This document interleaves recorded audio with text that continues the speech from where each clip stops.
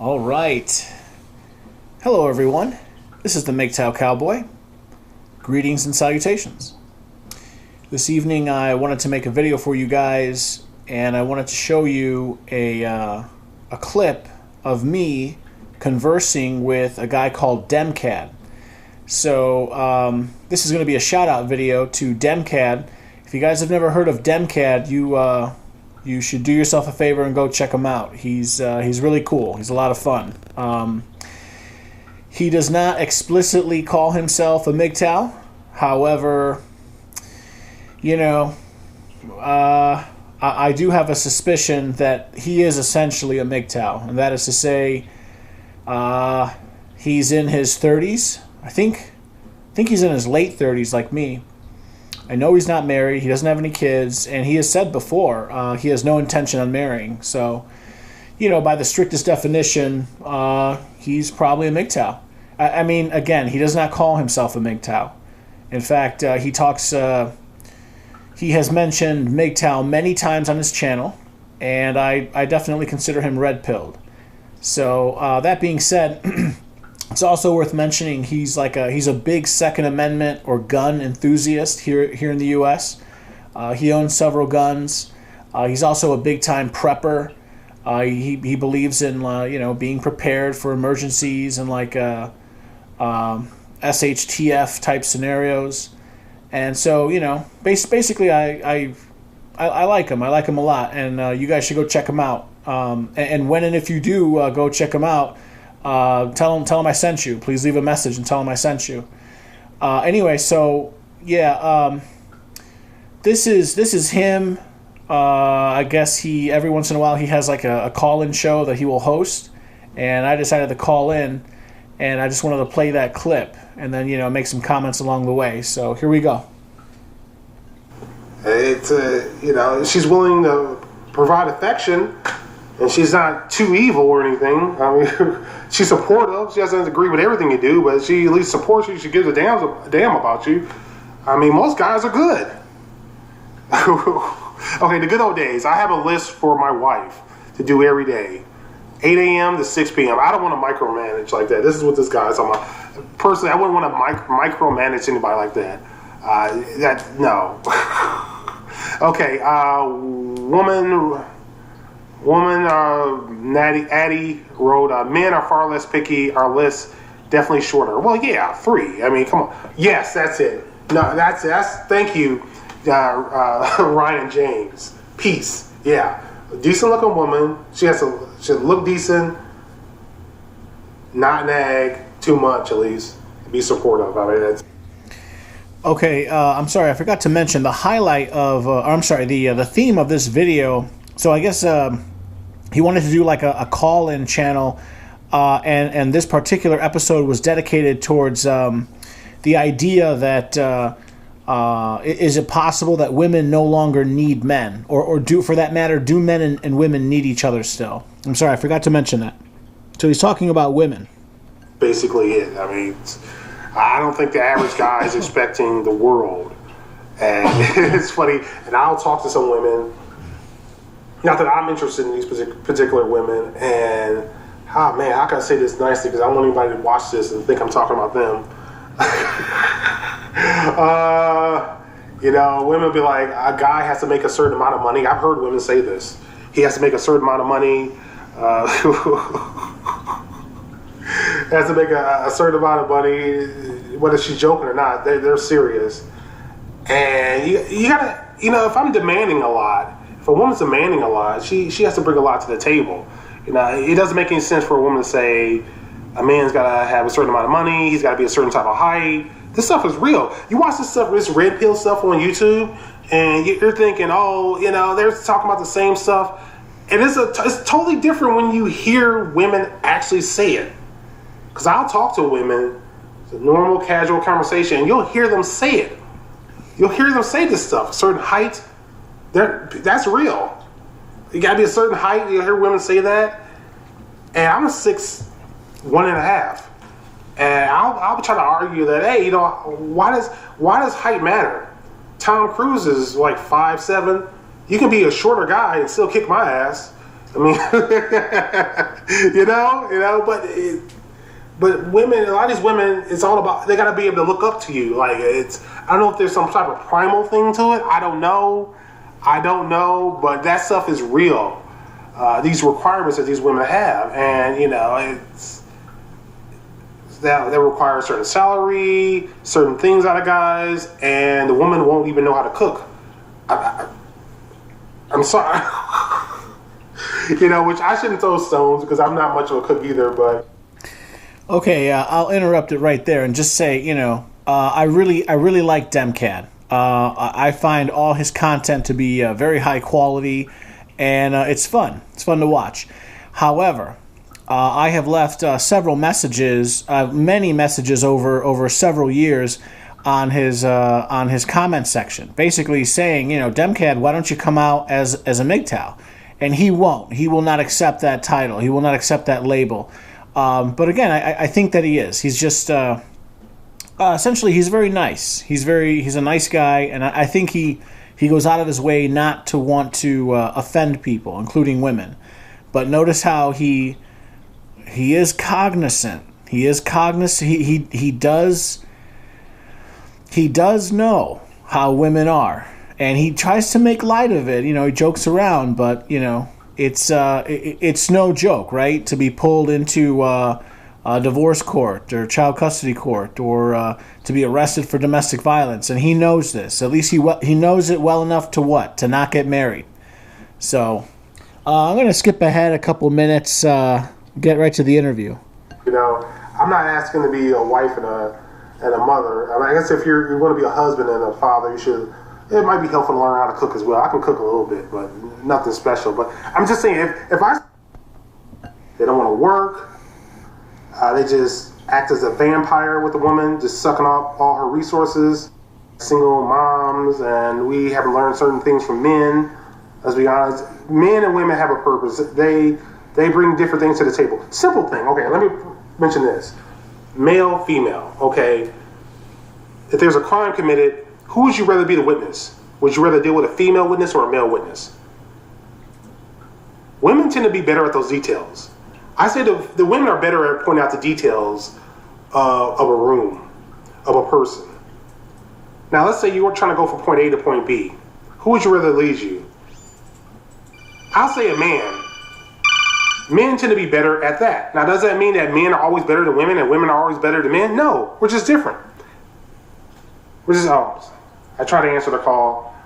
Okay. Here's a text message. Oh, okay. Go ahead and call in. But yeah, that's an example. Men and women we think differently. I do think a lot of men tend to be logical and more logical in a lot of ways. But women have a lot of times higher emotional intelligence. We have a call from Michigan. Hey, welcome to the Demcad channel. Hey, you big sexy man, you. Hey, what's on your mind? Man, you're just a big hunk of chocolate. Okay. Man, you're just so hot, man.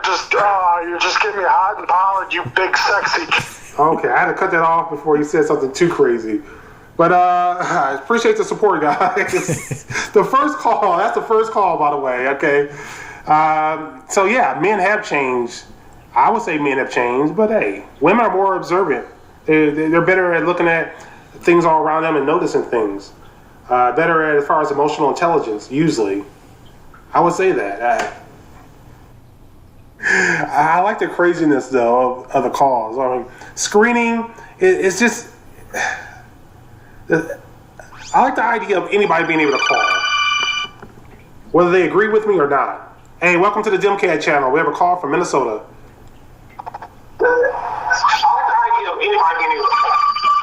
Wow, the same guy calls and does the exact same thing. Doesn't make any sense.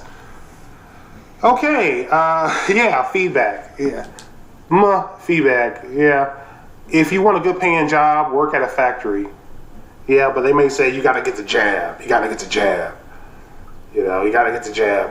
I think the best way forward is to create your own job. That's really what I'm gonna have to do. We have a call from Chicago. What's on your mind? Yes. Yeah, Yes. Hello, is this Demcad? Yes, it is. You're on. Yeah, hey, what's up, Demcad? Greetings and salutations from Chicago, Illinois. Yeah. What's on your mind? So this is the MGTOW Cowboy. I wanted to call in real quick, and I wanted to make an amendment to the statement I made, and I wanted to throw it back at you and see what you have to say. Okay, This sure. idea, I'm sorry? Sure. Yeah, okay, so I have this idea that in the sentence, in the oration that I wrote to you, I said men have not changed in the last 50 years, but women have changed tremendously. So to amend that, or to add to that, I would basically say I agree with you. I think that men have changed, of course, physically. Like we've gotten more out of shape, and you're right. I think that there's this push to feminize men or make men more effeminate. But I think that what women want essentially has stayed the same. Women want men who are masculine. They want men, as they say, who are tall, dark, and handsome, and they want men to provide. I think very much you can reconcile all this with like evolutionary psychology if you really want to get into it. Basically, women want men to provide and protect. But at the same time, women have been sold this bill of goods where they're told, oh, you should seek independence. You should be strong and independent, and you don't need no man. So they're told one thing, but their nature is informing them differently. Yeah. Do you have anything to say to that? Yeah. They've been subjected to a lot of programming, and I don't see how these women can really get everything they want by just operating by themselves. It seems completely illogical. I wonder how long it's going to take people to really realize this. Will the next generation make some changes? I don't know. I think that the programming is it's so sophisticated. It's got to the point where you wake up in the morning and you listen to the radio while you're making your breakfast, and then you get in your car and you listen to the radio, and then you come and you go to work and you're hearing this message, and then you come home and watch the evening news and it's the same message. And your entertainment, whatever your entertainment is, it's omnipresent. This message that women don't need men, and men are buffoons, and men are oppressing women, and men are bad, all men are bad, and then these women they get into their 30s. And they kind of figure out that maybe this is not true, that maybe some men are good men and some men are compatible with them. But by then it's too late because, frankly, for good or for bad, most men, especially men who want families, they seek out women who are younger, women who are in their 20s and early 30s for courtship and marriage. And then these women, it can get to a point where a woman is in her 40s and she can't even find a man who will buy her a beer at the bar because she's past her prime. And then these same women, they become bitter and they become, well, frankly, they become feminists. That's what feminism is, in my opinion. Well, don't you think the programming becomes a self-fulfilling prophecy where they say that men are no good, they're losers. And women change their behavior, and a lot of men realize that they don't have access to women anymore. So then they stop really pursuing excellence. They stop pursuing better paying jobs or try to better themselves, and then they actually become losers. And women really have a hard time finding guys because there's just too many losers in a weird way. It sort of becomes self-fulfilling prophecy. Then they say you don't really need a man, but then they encourage women to act in a way that where they won't be able to get a man, and so then they have to kind of be strong and independent because they don't have a man. Sure. I completely agree with you. That then they have to step up and they have to do things that they are traditionally not necessarily they're not traditionally used to doing.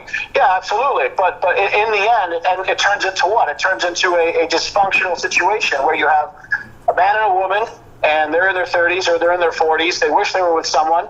Of course, we're all holding out for the Russian supermodel, the hot Russian supermodel as you speak of.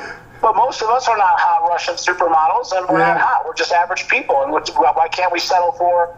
Why can't we settle for what our sexual marketplace value dictates? You know, I think a lot of men would. A lot of men would settle for average women. Exactly. But I don't think a lot of women would settle for an average guy. Well, I and what is average now? What is average now? I'll let you go, and you can have someone call in. But if I can leave you with one more idea, I think a lot of this has to do with like when women are young. See, when women are young and beautiful, everyone wants them. Take a girl who's 19, take a girl who's 22. She's the hottest ticket in town. She's young and beautiful, and everyone wants to be with her. But by the time she's 32, not so. And by the time she's 42, her best years are past her. Why? How come these girls, when they're young and beautiful, they don't cash out their how come they don't cash out their chips when they're young and beautiful, when they have the highest level of leverage? Because they're lied to and they're told that this is going to last forever, and then they miss the boat, and then they end up unhappy. And then the men in their same age group, let's say especially by the time women are in their 30s, they're looking around wondering where all their husbands are, and we're looking at their younger sister who's in their 20s, and so it just causes. It's just a recipe for disorder, in my opinion. So I'll leave it right there. Thank you very much. Thank you very much for calling or letting me call in. Let me finish by saying I don't want to say a fan. I've been watching your show for years, I've been watching your channel for years. You got a lot of good content. Take care, okay? All right, thank you. Take care. All right, Demcad, have a good day. All right, you too. All right. Well, it was really interesting. The reason why a lot of women don't really cash in, so to speak, or capitalize on their youth is because a lot of them grow up without fathers. They grow up without fathers. They grow up without parents. I mean, without seeing a good, healthy relationship between a man and a woman. A lot of men turn out the way that they are because we don't have fathers. We don't have guidance, leadership.